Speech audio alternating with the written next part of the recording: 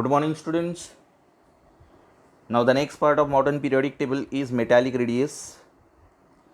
Yesterday, we have already seen atomic radius, covalent radius in metals, and covalent radius in non-metals. Atomic radius between two chlorine atoms in chlorine molecule. Now, the today's part is metallic radius. What is the definition of metallic radius? 1/2 of the distance between the center of nucleus of the two adjacent atoms of a metallic crystal is called metallic radius. Metallic radius, it is defined as 1/2 of the distance between the centers of the nucleus of two adjacent atoms of a metallic crystals. It's called metallic radius. Okay. Now, how is metallic radius determined in case of metals? Give examples. So, what is the definition of metallic radius? 1/2 of the distance between the centers of nucleus of the two adjacent atoms of a metallic crystal is called metallic radius. Now, how will you determine the metallic radius in case of metals? How is metallic radius determined in case of metals? Give examples. So, in case of metals, distance between the adjacent atoms, in case of metals, the distance between the adjacent atoms in metallic sample is measured. In case of metals, the distance between the adjacent atoms in metallic sample, जो दो adjacent atom होते हैं metallic sample में, उन दो adjacent sample के बीच में जो distance है वो पहले distance measured किया जाता है. In case of metals, distance between the adjacent atoms in metallic sample is measured and 1/2 of this distance is taken as metallic radius. Distance measured करने के बाद उसका half जो value आएगी, the half of the distance between the two adjacent atoms in metallic sample, it is known as metallic radius.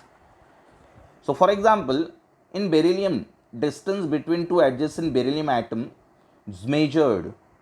यहाँ पर diagrammatic representation दिया है, देखो बेरिलियम एटम दिया है, तो हर दो एटम के बीच में जो बेरिलियम सेंट्रल एटम जो है, उन दोनों सेंट्रल एटम के बीच में जो डिस्टेंस है वो डिस्टेंस पहले मेजर्ड करना है. So for example, in beryllium distance between the adjacent beryllium atoms measured and 1/2 of this distance is taken as metallic radius of beryllium atom. So, distance between two adjacent beryllium atom is 224 picometer. Therefore, metallic radius is 224 divided by 2. So, it is 112. This is metallic radius of beryllium atom. Once again, how is metallic radius determined in case of metals? Give example. So, what is metallic radius? 1/2 of the distance between the centers. 1/2 of the distance between the centers of nucleus of two adjacent atoms of a metallic crystal is called metallic radius. Okay. Now, example देके explain करना है हमें metallic radius कैसे determine की जाती है. तो beryllium molecule दिया है, बेरिलियम मॉलिक्यूल के बीच में जो दो बेरिलियम है, उन दोनों बेरिलियम की बीच का जो डिस्टेंस है वो पहले डिटरमाइन करना है, और डिस्टेंस डिटरमाइन करने के बाद उसे 2 से डिवाइड करना है. 2 से डिवाइड करने के बाद मेटालिक रेडियस मिल जाएगी. So for example, so explanation, in case of metals, distance between the adjacent atom in metallic sample is measured. 1/2 of this distance is taken as the metallic radius. For example, in beryllium, distance between the two adjacent beryllium atom is measured. 1/2 of this distance is taken as metallic radius of a beryllium atom. So, ये distance कितना आता है दो beryllium के बीच में? Distance between two adjacent beryllium atom is 224 picometre. Therefore metallic radius of beryllium atom is 112 picometre. Okay, तो यहाँ पर मेटालिक रेडियस दिया है, देखो सॉरी एटॉमिक रेडियस दिया है. लिथियम है, बेरिलियम है, boron, carbon, nitrogen, oxygen, fluorine. उसके बाद थर्ड पीरियड के एलिमेंट्स है sodium, magnesium, aluminium, silicon, phosphorus, sulphur, chlorine. उनके एटॉमिक रेडियस दिया है लिथियम 152, वो टेबल आप देखो. Okay, as we move from left hand side to the right hand side, metallic radius decreases. As we move from left hand side to the right hand side, atomic or metallic radius decreases, and as we move down the group, metallic radius increases due to the increase in atomic size. Okay, so these are the values of some metallic radius of the elements in period and in group. Okay, now next question, how does the atomic size differ in a group? How does the atomic size differ in a group and across a period? जब हम period में left hand side to the right hand side जाते हैं, as we move from left hand side to the right hand side in period and as we move from top to bottom in group, what happens to the atomic size? Atomic size क्या होता है? Period में जब हम left hand side to the right hand side जाते हैं, as we move from left hand side to the right hand side, the atomic size decreases, and as we move from top to bottom in a group, the atomic size increases because of in group there is an addition of new shell, but in period there is no addition of new shell. तो exactly answer क्या है देखो, पहले देखेंगे group में atomic size क्या होता है. ग्रुप में variation in atomic size down a group, variation in atomic size down a group. As we move down the group from top to bottom in period, as we move down the group from top to bottom in periodic table, atomic size increases. Why atomic size increases? Because of there is an addition of new shell. New shell add होने की वजह से atomic size increase हो जाता है.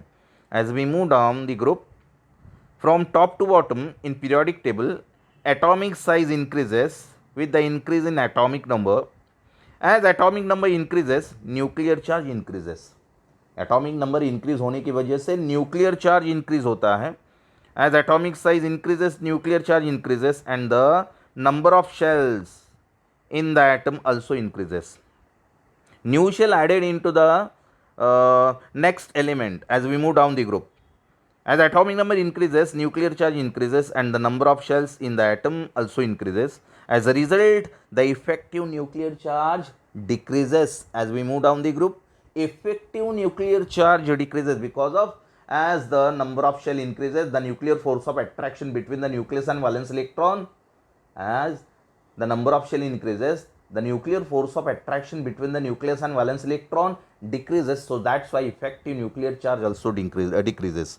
So as a result, the effective nuclear charge decreases due to increase in the atomic size. Atomic size increase होने की वजह से effective nuclear charge decrease होता है. Okay. As a result, the effective nuclear charge decreases due to increase in the atomic size of the atom, and shielding effect increases down a group. What is shielding effect?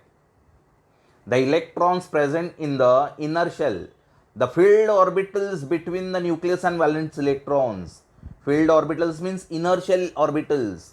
Outermost shell orbital नहीं, inner shell orbitals. The filled orbitals between the nucleus and valence electrons decreases the nuclear force of attraction on the valence electron. This is known as shielding effect.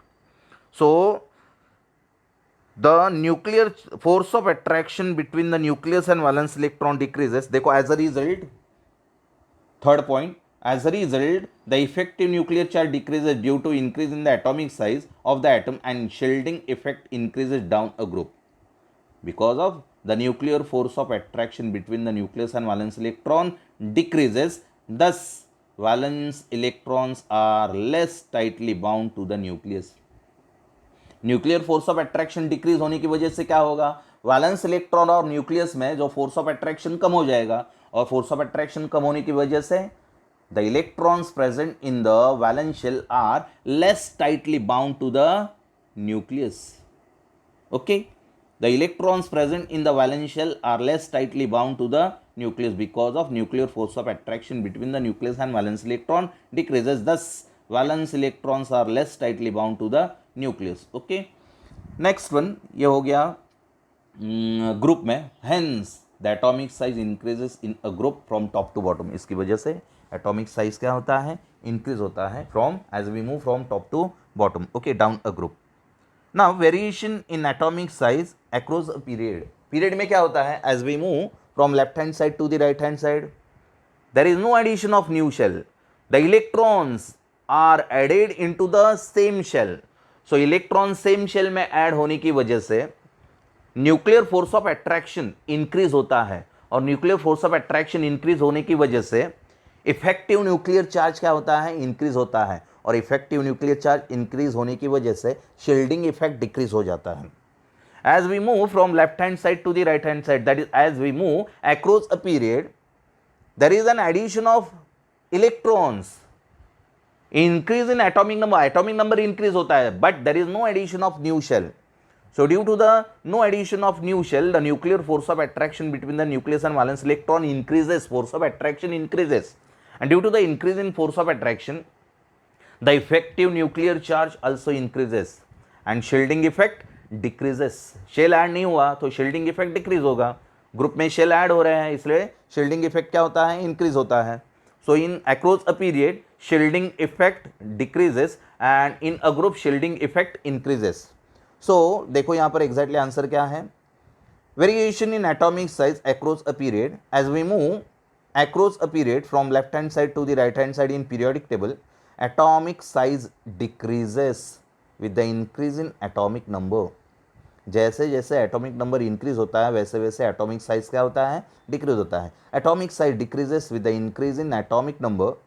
As atomic number increases nuclear charge increases. As atomic number increases nuclear charge, not effective nuclear charge. Nuclear charge और effective nuclear charge इनमें difference है. As atomic number increases nuclear charge increases, but addition of electron take place in the same shell. Electron same shell में ही add होता है, but addition of electron take place in the same shell because no addition of new shell. Therefore, as we move across a period, effective nuclear charge increases, but screening effect remains the same. Screening effect बढ़ता नहीं है, screening effect remains the same or decreases. Screening effect remains the same or decreases. As a result, nuclear force of attraction between the nucleus and valence electron increases. As a result, the nuclear force of attraction between the nucleus and valence electrons increases. Thus, valence electrons are more tightly bound to the nucleus. Due to the increase in effective nuclear charge, the nuclear force of attraction between the nucleus and valence electron increases, and the valence electrons are more tightly bound to the nucleus. Hence, atomic size decreases across a period. इसकी वजह से atomic size क्या होता है, period में decrease होता है और ग्रुप में इंक्रीज होता है. Okay, next question. How is cation and anions are form. Cations कैसे बनते हैं, by the loss of electrons. Positively charge ions are known as cations and negatively charge ions are known as anions. Positively charged ions are known as cations and negatively charged ions are known as anions. So cations are formed by the loss of one or more electrons and anions are formed by the gain of one or more electrons. So therefore यहाँ पर answer देखो, a cation positively charged ions. How is cations and an anion formed?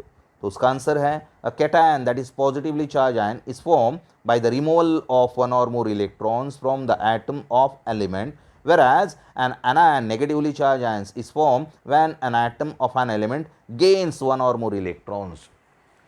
By the loss of electrons, cations are formed, and by the gains of electrons, anions are formed. Cations are positively charged ions and anions are negatively charged ions. Okay, so this is cations and anions. Define ionic radius. Now ionic radius, हमने covalent radius देखी है, उसके बाद metallic radius देखी है ना, atomic radius देखी है, अभी आयोनिक रेडियस देखनी है. Atomic radius, covalent radius, metallic radius हो गया, अभी ionic radius. So ionic radius is defined as the distance of valence shell of electrons from the centre of the nucleus in an ion.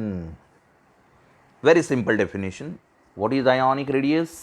Ionic radius is defined as the distance of valence shell of electrons from the center of the nucleus in an ion. From the center of the nucleus in an ion, it is known as ionic radius. Simple definition है.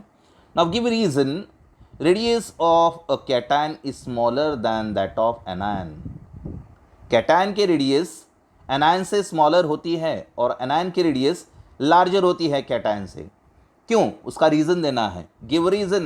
Radius of cation is smaller and that of an anion is larger as compare to that of their parent atom. Radius of cation is smaller than that of anion. So उसका reason देखो क्या है.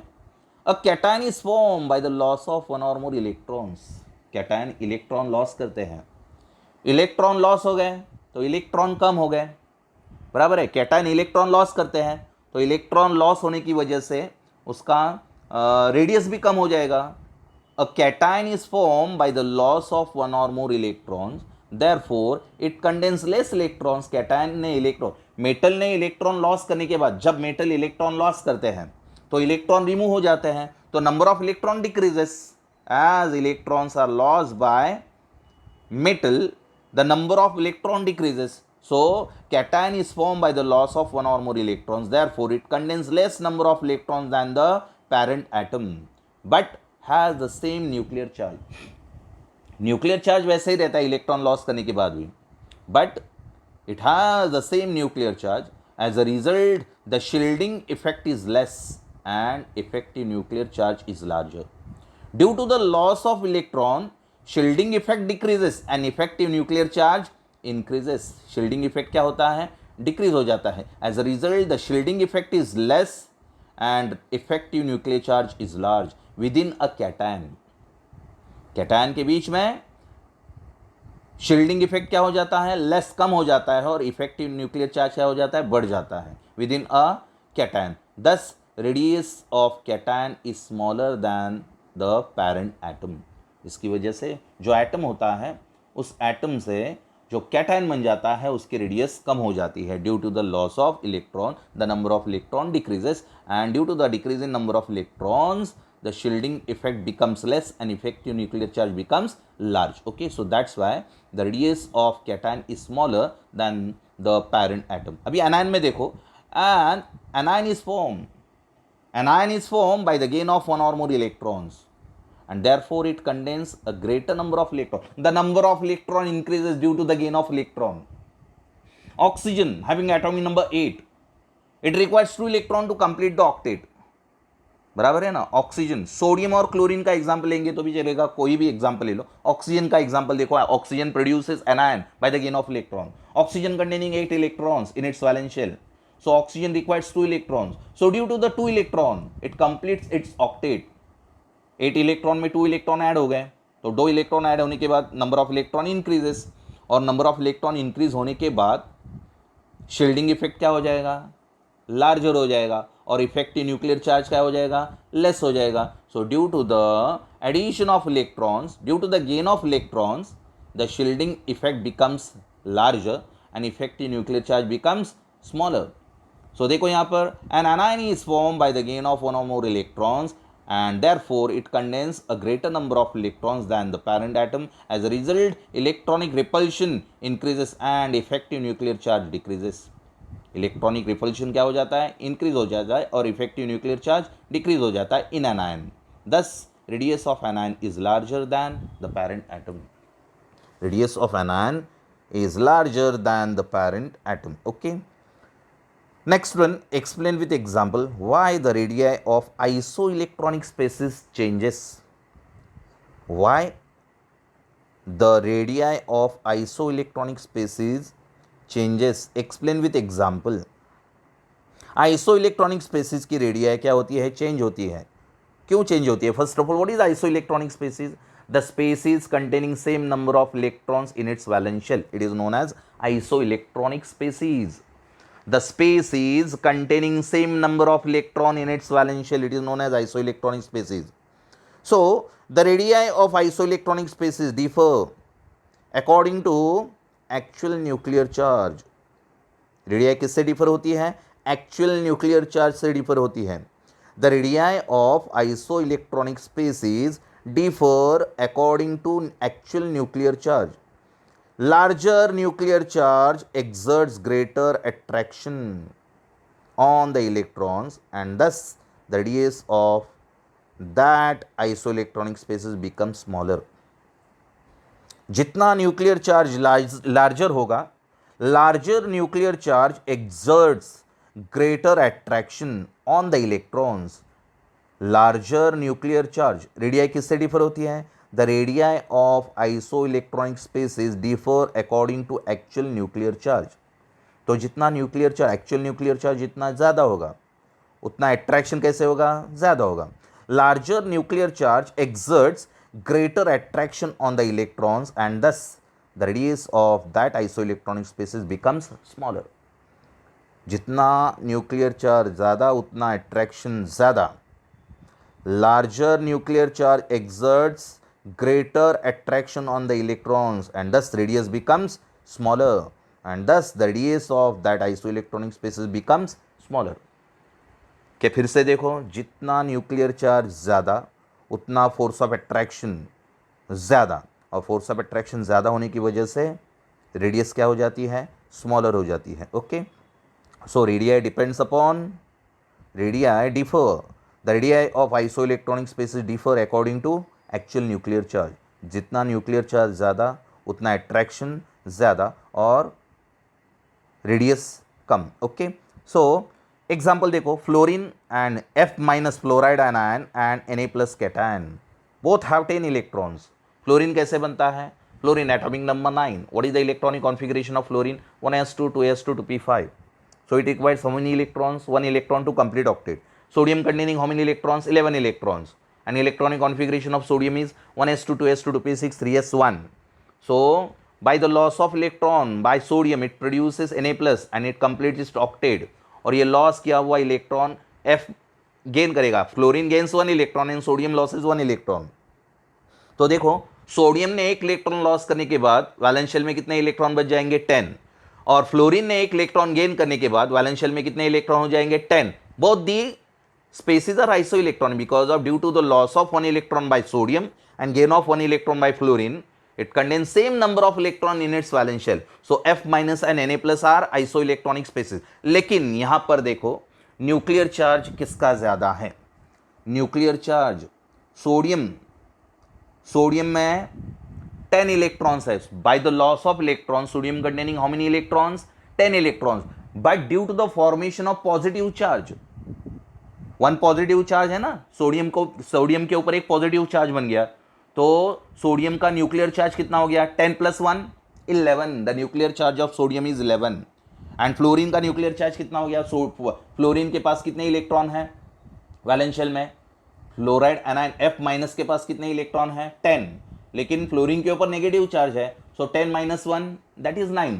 So the nuclear charge of fluorine is 9 and sodium is 11. So nuclear charge ज़्यादा किसका है, sodium का है. सो देखो यहाँ पर for example F minus and Na plus both have 10 electrons, but the nuclear charge of F is 9 plus 9, which is smaller than that of Na plus, which has nuclear charge. Nuclear charge of Na plus is 11 and fluorine is 9. F minus and Na plus both have 10 electrons, but the nuclear charge of F minus is plus 9, which is smaller than that of Na plus, which has nuclear charge plus 11. Na plus का nuclear charge कितना है, plus 11. Hence F minus has larger ionic size. इसीलिए जिसका nuclear charge कम उसका ionic radio कैसी होती है, larger, और जिसका न्यूक्लियर चार्ज ज़्यादा उसका आयोनिक रेडिया कैसे होती है, कम होती है. So larger the nuclear charge smaller is the ionic radii and smaller the nuclear charge larger is the ionic radii. क्या कहा मैंने, जितना न्यूक्लियर चार्ज ज़्यादा उतना आयोनिक रेडिया है कम, और जितना न्यूक्लियर चार्ज कम उतनी आयोनिक रेडिया है ज़्यादा. Okay, so therefore hence F minus has larger ionic radii है, दैट इज 133 पिकोमीटर. क्लोरीन का आयोनिक रेडिया कितनी है, 133 पिकोमीटर. एंड Na प्लस की आयोनिक रेडिया कितनी है, 98, because of Na plus has plus 11 nuclear charge and F minus has plus 9 nuclear charge. So that's why fluorine has larger ionic radii, that is 133 picometre, and sodium has 98 nuclear charge picometre. Okay, 98 picometre nuclear ionic radii. Okay, यहाँ पर value दिए देखो, ion दिए है O minus 2 F minus Na plus Mg plus 2 Al plus 3 Si plus 4. Okay, number of electrons, सभी के outermost shell में valence shell में कितने इलेक्ट्रॉन है, Due to the gain of electrons by oxygen, it contain 10 electron. Due to the gain of 1 electron by fluorine, it containing 10 electron. By the loss of 1 electron by sodium, it containing 10 electron. Sodium ने 1 electron, sodium का atomic number कितना है, oxygen का 8 है, fluorine का 9 है, sodium का 11, magnesium का 12, एल्यूमिनियम का 13 और सिलिकॉन का 14. सो न्यूक्लियर चार्ज सबसे ज़्यादा किसका है, 14 है silicon. So 14 nuclear charge by silicon, 13 by aluminium, 12 by magnesium, Na plus का कितना है 11 एंड फ्लोरीन F माइनस का कितना है nuclear charge 9 and O minus 2 का न्यूक्लियर चार्ज कितना है 8. सो जितना न्यूक्लियर चार्ज कम उतना आयोनिक रेडिया ज़्यादा. ओके, सो आयोनिक रेडिया है सबसे, सॉरी यहाँ पर nuclear charge increasing in the order, nuclear charge increase हो रहा है तो सबसे ज़्यादा न्यूक्लियर चार्ज किसका है, सिलिकॉन का है. सबसे कम किसका है न्यूक्लियर चार्ज, ऑक्सीजन -2 का है. Okay, and ionic size decreases, ionic size सबसे ज़्यादा किसकी होगी, ionic size of O-2 ion is greater than F minus, F minus is greater than Na plus is greater than Mg plus 2 is greater than Al plus 3 and Al plus 3 is greater than Si plus 2 because of Si plus 4 has larger nuclear charge and that's why the ionic radii or ionic size of silicon is smaller and oxygen has smaller nuclear charge, so that's why oxygen O-2 ion has the larger ionic size or ionic radii. Okay, this is the reason. Now define ionization enthalpy. Ionization enthalpy, the energy required to remove electron. Electron remove करने के लिए जो energy लगती है उसे कहते हैं ionisation enthalpy.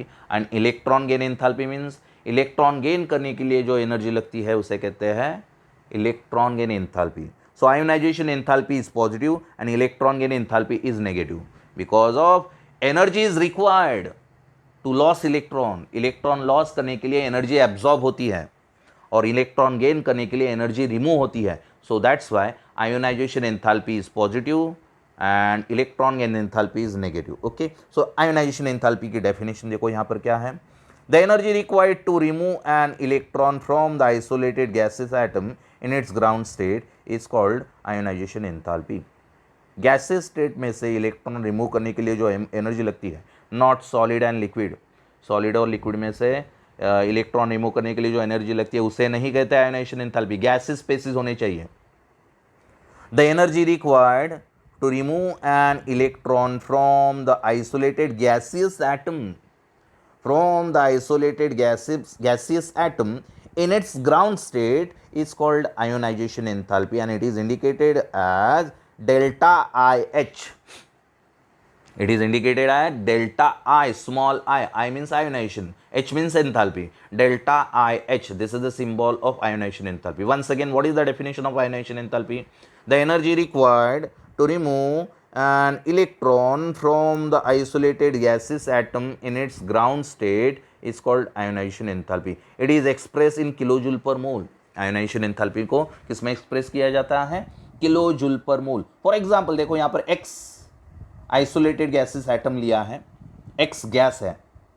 X gas gives electron loss करने के बाद कैटायन बनता है या anion, cation. Bye the loss of electron cation is form. So therefore X gas gives X plus gas by the loss of 1 electron. एक electron loss करने के बाद 1 पॉजिटिव चार्ज बनेगा. Bye the loss of 2 electron it produces 2 positive charge. जितने electron loss होते हैं उतने positive charge बन जाएंगे और जितने इलेक्ट्रॉन गेन करेंगे उतने नेगेटिव चार्ज बन जाते हैं. Okay, so X losses 1 electron to produce X plus gases cation. So therefore delta IH1 is the first ionization enthalpy. Delta IH1 is equal to first IE. IE means ionization enthalpy. The energy required to remove first electron is called first ionization enthalpy. First electron को remove करने के लिए जो energy लगती है उसे कहते हैं first ionization enthalpy. And the energy required to remove second electron is called second ionization enthalpy. अभी देखो यहाँ पर X प्लस बन गया है ना, तो X प्लस में से दूसरा इलेक्ट्रॉन रिमूव करेंगे.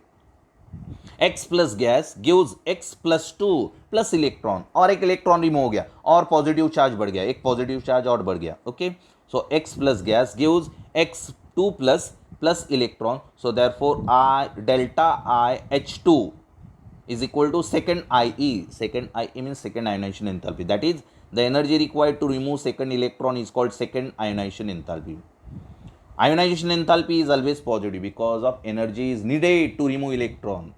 इलेक्ट्रॉन रिमूव करने के लिए एनर्जी की जरूरत होती है. Ionisation enthalpy is always positive.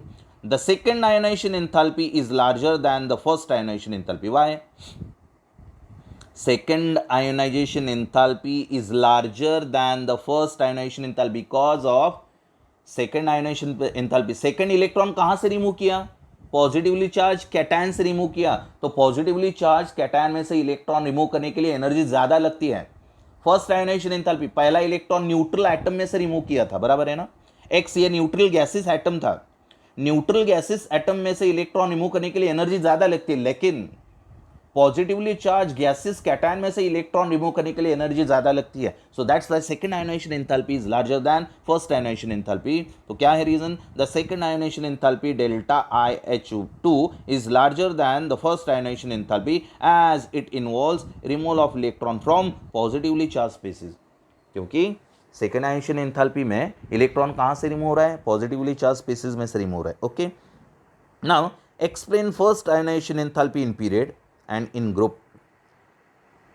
First ionization enthalpy group में क्या होता है? As we move down the group from top to bottom, first ionization enthalpy decreases down the group and as we move across a period the first ionization enthalpy increases. क्यों? क्योंकि as we move from left hand side to the right hand side the effective nuclear charge increases. effective nuclear charge क्या होता है? Increase होता है. लेकिन shielding effect remains the same. Shielding effect वैसे ही रहता है. शील्डिंग इफेक्ट, उसके ऊपर कोई इफेक्ट नहीं होता है, लेकिन इफेक्टिव न्यूक्लियर चार्ज इंक्रीज होता है across a period. And as we move down the group effective nuclear charge decreases and shielding effect increases due to the addition of new shell. Group में new shell add होता है, उसकी वजह से shielding effect क्या होता है? Increase होता है और इफेक्टिव न्यूक्लियर चार्ज डिक्रीज होता है. तो देखो यहाँ पर रीजन क्या है. Explain first ionization enthalpy in period and in group. As on moving down the group, the first ionization enthalpy decreases. First ionization enthalpy decreases as moving down the group. This is because electron is to be removed from the larger valence shell. देखो shell बढ़ते जाता है. पहला shell hydrogen का पहला shell है K shell, lithium का L shell, shell बढ़ गया 2s, 1s2, 2s1 लिथियम का, 2s1 न्यू शेल ऐड हो गया. सोडियम का 1s2, 2s2, 2p6, 3s1, 2s2, 2p6 add हो गया, 3s1 ऐड हो गया. उसके बाद पोटेशियम का 1s2, 2s2, 2p6, 3s2, 3p6, 4s1 shell add हो गया. सो शेल ऐड होने की वजह से न्यूक्लियर चार्ज क्या होता है? डिक्रीज हो जाता है. Nuclear force of attraction between the nucleus and valence electron decreases. जैसे जैसे as electrons move away from the nucleus, जैसे जैसे इलेक्ट्रॉन्स न्यूक्लियस से दूर जाएगा वैसे इलेक्ट्रॉन और न्यूक्लियस में फोर्स ऑफ अट्रैक्शन कम होगा. फॉर एग्जांपल मैग्नेट को आप आयन के पास जितना नज़दीक, मैग्नेट को जितना आयन के नज़दीक लेके जाएंगे उतना फोर्स ऑफ अट्रैक्शन बढ़ेगा. लेकिन आयन मैग्नेट को लोहे से जितना दूर लेके जाएंगे उतना फोर्स ऑफ अट्रॅक्शन कम होते जाएगा. बराबर आहे ना. मराठीत थोडक्यात लोहचुंबकाला लोखंडाच्या जेवढं जवळ नेऊ तेवढं अट्रॅक्शन वाढेल, पण लोहचुंबकाला जेवढं लोखंडाच्या लांब नेऊ तेवढं फोर्स ऑफ अट्रॅक्शन कमी होईल. तसंच due to the addition of new shell, the force of attraction between the nucleus and valence electron decreases, and the electrons as the new shell added, as the increase in new shell, the electrons present in the valence shell are loosely bound to the nucleus. जेवढे electron, जितने electron nucleus के पास उतने electrons वो nucleus से strongly bound होते हैं, और जितने इलेक्ट्रॉन न्यूक्लियस से दूर होते हैं, as the electrons moves away from the nucleus, the nuclear force of attraction between the nucleus and valence electron decreases. So as on moving down the group the first ionization enthalpy decreases. This is because electron is to be removed from the larger valence shell. The screening effect increases due to inner electron and the effective nuclear charge decreases down the group. Screening effect क्या होता है? Group में increase होता है और effective nuclear charge क्या होता है? डिक्रीज होता है down the group. The removal of electrons from outermost shell becomes more easier. जितने इलेक्ट्रॉन्स न्यूक्लियस से दूर जाएंगे उतने वो इलेक्ट्रॉन ईजीली रिमूव होंगे, और जितने इलेक्ट्रॉन्स न्यूक्लियस के पास जाएंगे उतने इलेक्ट्रॉन रिमूव करने के लिए एनर्जी ज़्यादा लगेगी. बराबर है ना. Because of these electrons are strongly bound to the nucleus and large amount of energy is required to remove the electron from outermost shell. Okay, so यहाँ पर टेबल दिया है, देखो क्या दिया है, the removal of electron from outermost shell becomes more easier. So table first ionization enthalpy in group, पहला दिया है lithium, sodium, potassium, rubidium, calcium. So atomic number दिया है लिथियम का 3, sodium 11, potassium 19, rubidium 37 and calcium 55. And the first ionization enthalpy, पहला shell lithium का outermost shell क्या है 2s1, sodium 3s1, potassium 4s1, rubidium 5s1 and calcium 6s1. And the first ionization enthalpy देखो group में दी है, lithium 520, sodium 496, potassium 419 and rubidium 403 and calcium 374. So first ionization enthalpy decreases down the group. Okay, now first ionization enthalpy across the period में increase होती है because of electron nucleus के पास चले जाते हैं, इफेक्टिव न्यूक्लियर चार्ज इंक्रीज होता है, shielding effect same रहता है, remains the same. So effective nuclear charge increase होने की वजह से इलेक्ट्रॉन्स टाइटली बाउंड हो जाते हैं न्यूक्लियस से, इसलिए वो इलेक्ट्रॉन रिमूव करने के लिए एनर्जी ज़्यादा लगती है. So that's why first ionization enthalpy increases across the period. The first ionization enthalpy increases across the period. Second period देखो, this is because the screening effect is the same and the effective nuclear charge increases across a period. As a result, the outer electrons are more tightly bound to the nucleus. The first ionization enthalpy therefore increases across a period. The alkali metal shows lowest first ionization enthalpy and the inert gases shows the highest first ionization enthalpy across a period. तो यहाँ पर period में देखो first ionization enthalpy lithium की है 520, beryllium 899, boron 801, उसके बाद carbon 1086 यहाँ पर बढ़ गया है. देखो कार्बन और बोरॉन इन दोनों में फर्स्ट आयोनाइजेशन एंथैल्पी डिफरेंट क्यों है उसका हमें एक्सप्लेनेशन देना है. यहाँ पर 570 के बाद बेरिलियम की बढ़ गई है, उसके बाद बोरॉन की कम हो गई है, कार्बन की बढ़ गई है, नाइट्रोजन की 1402, ऑक्सीजन की 1304. ये डिफरेंस क्यों है वो एक्सप्लेनेशन नीचे है. देखो सम इरेगुलरिटी आर नोटिस्ड. देखिए ना इरेगुलरिटीज, लिथियम की कम है, बेरिलियम की ज़्यादा हो गई, बोरॉन की कम हो गई, कार्बन की ज़्यादा हो गई, नाइट्रोजन की ज़्यादा हो गई. सॉरी इंक्रीज होना चाहिए ना, इंक्रीज होना चाहिए, बराबर है, पीरियड में इंक्रीज होती है ना. सो 520, उसके बाद 899, उसके बाद 801 कम हो गई ना. बेरिलियम और बोरॉन इन दोनों में आयोनाइजेशन एंथैल्पी बोरॉन की कम हो गई, बेरिलियम की ज़्यादा है. ओके, नाइट्रोजन ऑक्सीजन में भी देखो इंक्रीज होना चाहिए, 1402 है, ऑक्सीजन का 1314 है, कम क्यों हो गई. This is some irregularities. Some irregularities are notice for the first ionization enthalpies. For example the first ionization enthalpy of boron is smaller, boron की स्मॉलर है और बेरिलियम की लार्जर है. The first ionization enthalpy of boron is smaller than that of beryllium. Why? Because of beryllium की electronic configuration बताओ. beryllium, the electronic configuration of beryllium is 2s2 and that of boron is 2s2 to p1. Large amount, अभी मैं example एक देता हूं आपको, second shell ले लो या फिर थर्ड शेल ले लो. थर्ड शेल में कौन कौन से ऑर्बिटल होते हैं 3s, 3p एंड 3d. तो इन तीन ऑर्बिटल में से सबसे टाइटली बाउंड इलेक्ट्रॉन्स कौन से ऑर्बिटल होंगे न्यूक्लियस से. 3s के इलेक्ट्रॉन्स मोर टाइटली बाउंड होंगे 3p के या 3d के. The electrons present in s orbital are more closer to the nucleus than p and d orbitals. The electrons present in s orbital are more closer to the nucleus than p and d orbitals. So that's why the electrons present in s orbitals are more tightly bound to the nucleus than p and d orbitals. So which electrons require more energy to remove? Electrons present in s orbital, p orbital और d orbital. कौन से electron remove करने के लिए energy ज्यादा लगेंगे? S orbital में जो इलेक्ट्रॉन है उसे रिमूव करने के लिए, पी ऑर्बिटल में जो इलेक्ट्रॉन है उसे रिमूव करने के लिए, या फिर डी ऑर्बिटल है उसमें जो इलेक्ट्रॉन है उसे रिमूव करने के लिए एनर्जी ज़्यादा लगेगी. मैंने अभी बताया the electrons present in S orbital are more closer to the nucleus.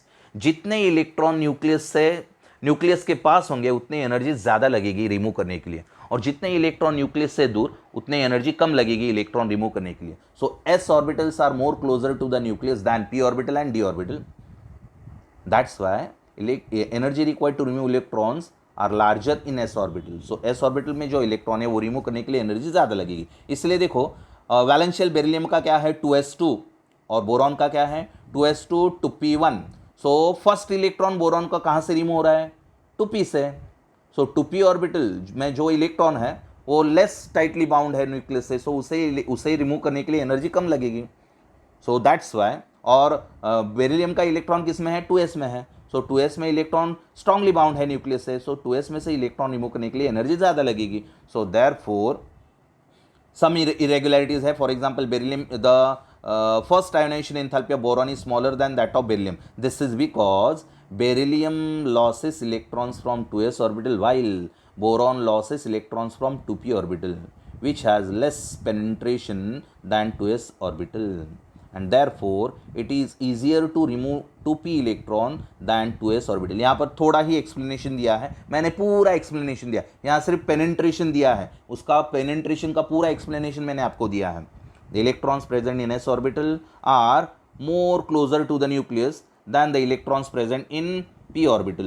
The electrons present in p orbital are less closer to the nucleus. So ज़्यादा एनर्जी किसे लगेगी s ऑर्बिटल से इलेक्ट्रॉन रिमूव करने के लिए. सो देयरफॉर क्या है this is because beryllium losses electrons from 2s orbital while boron losses electrons from 2p orbital which has less penetration than 2s orbital, and therefore it is easier to remove electron from 2p orbital. 2p electron remove करने के लिए energy कम लगेगी than 2s electron. Similarly, first ionization enthalpy of oxygen is smaller. Oxygen की first ionization enthalpy कितनी है 1314 और nitrogen की कितनी है 1402. तो ऑक्सीजन की कम क्यों है, ज़्यादा होनी चाहिए. As we move from left hand side to the right hand side the first ionization enthalpy increases. तो ऑक्सीजन की कम हो गई नाइट्रोजन से. Why similarly first ionization enthalpy of oxygen is smaller than that of nitrogen. This is because oxygen losses electrons. अभी यहाँ पर देखो ऑक्सीजन की इलेक्ट्रॉनिक कॉन्फिगरेशन क्या है 2s2 2p4 एंड नाइट्रोजन की इलेक्ट्रॉनिक कॉन्फिगरेशन क्या है 2s2 2p3. तो डबली ऑक्यूपाइड इलेक्ट्रॉन्स रिमूव करने के लिए एनर्जी कम लगती है. देखो ना यहाँ पर ऑक्सीजन की इलेक्ट्रॉनिक कॉन्फिगरेशन में 2s में 2 इलेक्ट्रॉन, एक क्लॉकवाइज है और एक एंटी क्लॉकवाइज है. 2p में 4 इलेक्ट्रॉन है, 3 क्लॉकवाइज है और एक एंटी क्लॉकवाइज है. 2px में क्लॉकवाइज है, 2py में क्लॉकवाइज है, 2pz में क्लॉकवाइज है और चौथा इलेक्ट्रॉन 2px में एंटी क्लॉकवाइज है. सो डबली बॉन्डेड इलेक्ट्रॉन्स रिमूव करने के लिए एनर्जी कम लगती है और सिंगली ऑक्यूपाइड इलेक्ट्रॉन रिमूव करने के लिए एनर्जी ज़्यादा लगती है. सो नाइट्रोजन की इलेक्ट्रॉनिक कॉन्फिगरेशन क्या है 2s2 2p3. 2s में 2 इलेक्ट्रॉन है, डबली ऑक्यूपाइड है इलेक्ट्रॉन, लेकिन 2p में 3 इलेक्ट्रॉन्स है. 3 इलेक्ट्रॉन्स मीन्स 2px में 1, 2py में 1 और 2pz में 1 है. सो 2p ऑर्बिटल हाफ फील्ड है. So half filled orbitals are more stable. half filled orbitals are p orbital is more stable when it is completely filled or half filled. p orbital stable कब होता है जब p orbital completely filled होगा means 6 electrons हो गए और half field होगा, half field means 3 electrons हो गए, तब p orbital स्टेबल होता है. d orbital स्टेबल कब होता है when d orbitals are stable when d orbitals are completely filled or half filled. completely filled means 10 electrons and half filled means 5 electrons. so half filled में से और completely filled में से electron remove करने के लिए एनर्जी ज़्यादा लगती है, लेकिन डबली ऑक्यूपाइड इलेक्ट्रॉन्स रिमूव करने के लिए अगर उसका ऑक्टेट कंप्लीट नहीं होगा, वो स्टेबल इलेक्ट्रॉनिक कॉन्फिगरेशन नहीं होगी, तो डबली ऑक्यूपाइड इलेक्ट्रॉन्स रिमूव करने के लिए एनर्जी कम लगती है then singly occupied electron. So यहाँ पर रीजन देखो क्या है. Similarly first ionization enthalpy of oxygen is smaller than that of nitrogen. This is because oxygen losses electrons from a doubly occupied 2p orbital due to electron repulsion. doubly occupied electrons having electron repulsion, it is easier. उसमें repulsion होता है, डबली occupied electron में repulsion होता है, attraction नहीं होता है, और रिपल्शन होने की वजह से वो डबली ऑक्यूपाइड इलेक्ट्रॉन इजीली रिमूव हो जाता है. लेकिन सिंगली ऑक्यूपाइड ऑर्बिटल में जो इलेक्ट्रॉन होता है उनमें अट्रैक्शन होता है. सो this is because oxygen losses electrons from a doubly occupied 2p orbital due to electron repulsion. It is easier to lose this electron than an electron from the singly occupied 2p orbital in nitrogen atom. Okay, so this is the reason. Now next question, the first ionization enthalpy value of silicon, the first, ये last question लेता हूं और रुक जाता हूं मैं। The first ionization enthalpy value of silicon, phosphorus, chlorine are, silicon की है 780, फॉस्फोरस की है 1060 एंड क्लोरीन की है 1255। यहाँ पर सल्फर रह गया बीच में। ये थर्ड पीरियड के एलिमेंट है। थर्ड पीरियड के एलिमेंट्स कौन कौन से हैं? Aluminium, silicon, phosphorus, sulphur, chlorine, argon. तो यहाँ पर क्या दिए हैं? पहला सिलिकॉन दिया है, फॉस्फोरस दिया है, सल्फर नहीं दिया है। सल्फर का क्वेश्चन पूछा है क्या क्वेश्चन पूछा है? आगे है सिलिकॉन, फॉस्फोरस एंड क्लोरीन की फर्स्ट आयोनाइजेशन एंथैल्पी दी है। Silicon 780, phosphorus 1060 and chlorine 1255 kilo joule per mole. Predict whether the first ionization enthalpy of sulphur will B. अभी सल्फर किसके बीच में है? फॉस्फोरस और क्लोरीन के बीच में है। तो सल्फर की फर्स्ट आयोनाइजेशन एंथैल्पी फॉस्फोरस के क्लोज आएगी या क्लोरीन के क्लोज आएगी, ये आपको फाइंड आउट करना है। Predict whether the first ionization enthalpy of sulphur will be closer to 1000। Phosphorus की कितनी है? 1060 है ना, तो 1000 के क्लोजर है, और क्लोजर टू 1200। 1200 किसकी है? क्लोरीन की 1200, that is 1255, means closer to 1200 kilojoule per mole. तो देखो, अभी पहले इलेक्ट्रॉनिक कॉन्फ़िगरेशन बताओ मुझे, सल्फर की इलेक्ट्रॉनिक कॉन्फ़िगरेशन क्या है? outermost shell electronic configuration of sulfur is 3s2 3p4, 3s2 3p4। 3p में कितने इलेक्ट्रॉन है? 4 इलेक्ट्रॉन है। इलेक्ट्रॉन कहां से रिमूव होंगे? सल्फर के कौन से इलेक्ट्रॉन रिमूव होंगे? 3s में से इलेक्ट्रॉन रिमूव होंगे या 3p में से? 3p में से इलेक्ट्रॉन, बिकॉज ऑफ 3s के जो इलेक्ट्रॉन है वो मोर क्लोजर है न्यूक्लियस से, इसलिए वो इलेक्ट्रॉन रिमूव नहीं हो सकते। तो रिमूव इलेक्ट्रॉन कहां से होंगे? 3p से। तो 3p में जो 4 इलेक्ट्रॉन है, 3p4 ना, 4 इलेक्ट्रॉन है, वो 4 इलेक्ट्रॉन कैसे ऑक्यूपाइड हुए हैं? 3px में क्लॉकवाइज एक इलेक्ट्रॉन, 3py में एक क्लॉकवाइज और 3pz में एक क्लॉकवाइज। एक इलेक्ट्रॉन बच गया, वो एंटी क्लॉकवाइज जाएगा किसमें? 3px में। 3px में 1 इलेक्ट्रॉन, 3py में 1 इलेक्ट्रॉन, 3pz में 1 इलेक्ट्रॉन क्लॉकवाइज, और चौथा बचा हुआ इलेक्ट्रॉन एंटी क्लॉकवाइज जाएगा किसमें? 3px में। तो ये 3px में इलेक्ट्रॉन क्या हो गया? 3px में इलेक्ट्रॉन क्या हो गया बताओ? आगे ऊपर इसमें देखा था ऑक्सीजन और नाइट्रोजन में देखा था, सिंगली ऑक्यूपाइड ऑर्बिटल है या डबली ऑक्यूपाइड ऑर्बिटल है ये ऑक्सीजन का, सॉरी सल्फर का? It is a doubly occupied 3p orbital और 3px ऑर्बिटल, 3pz नहीं 3px। डबली ऑक्यूपाइड ऑर्बिटल कौन सा है? 3px है। तो कौन सा इलेक्ट्रॉन रिमूव होगा? 3px का जो doubly bonded W occupied orbital है उसमें से इलेक्ट्रॉन रिमूव हो जाएगा। सो डब्ल्यू ऑक्यूपाइड ऑर्बिटल में से इलेक्ट्रॉन रिमूव होने के लिए एनर्जी ज़्यादा लगती है, कम लगती है? Less amount of energy is required to remove doubly occupied orbital 3px orbital, so that's why. तो एनर्जी कम होगी या ज़्यादा होगी? 1000 के नियर जाएगी 1200, तो एनर्जी कम लगेगी। किससे एनर्जी कम लगेगी? फॉस्फोरस से। फॉस्फोरस का पहला इलेक्ट्रॉन रिमूव करने के लिए एनर्जी ज़्यादा लगेगी, because of phosphorus containing 3p3 electron, so it is a singly occupied orbital. Singly occupied orbital में से इलेक्ट्रॉन रिमूव करने के लिए एनर्जी कम लगती है। और 3px सल्फर का जो है वो डब्ल्यू ऑक्यूपाइड ऑर्बिटल है, और डब्ल्यू ऑक्यूपाइड ऑर्बिटल में से इलेक्ट्रॉन रिमूव करने के लिए एनर्जी कम लगेगी। सो सल्फर को फर्स्ट इलेक्ट्रॉन रिमूव करने के लिए एनर्जी कम लगेगी, किससे? फॉस्फोरस से, because of sulphur containing doubly occupied orbital and phosphorus containing singly occupied orbital. So answer क्या है देखो, as we move across the period third from left to right, the element silicon, phosphorus, sulphur, chlorine come in a sequence. बराबर है, sequence मैंने बताया पहले ही। तो अभी देखो, their outer electronic configuration are, silicon की outer electronic configuration, the outer electronic configuration of silicon is 3s2 3p2, phosphorus is 3s2 3p3, sulfur is 3s2 3p4, and chlorine is 3s2 3p5, and phosphorus loses an electron from a singly occupied 3p orbital, whereas sulfur loses an electron from a doubly occupied 3p orbital. Therefore the first ionization enthalpy value of sulfur is less than that of phosphorus, so therefore the first ionization enthalpy value of sulfur has to be lower than phosphorus. Thus the first ionization enthalpy of sulfur would be less than 1060 and it is closer to 1000. बराबर है ना, less than 1060, क्योंकि phosphorus की first ionization enthalpy 1060 है, तो 1060 से कम हो जाएगी, तो वो किसके क्लोज जाएगी, 1000 के. Okay, so and it should be closer to 1000 kilojoule and not 1200 kilojoule per mole. Okay, so this is ionization enthalpy. अगला पार्ट है electron gain enthalpy. Ionization enthalpy means energy required to remove electron and electron gain enthalpy means the energy required to gain electron. तो gain electron हम कल देखेंगे. Okay, thank you. This is today's part.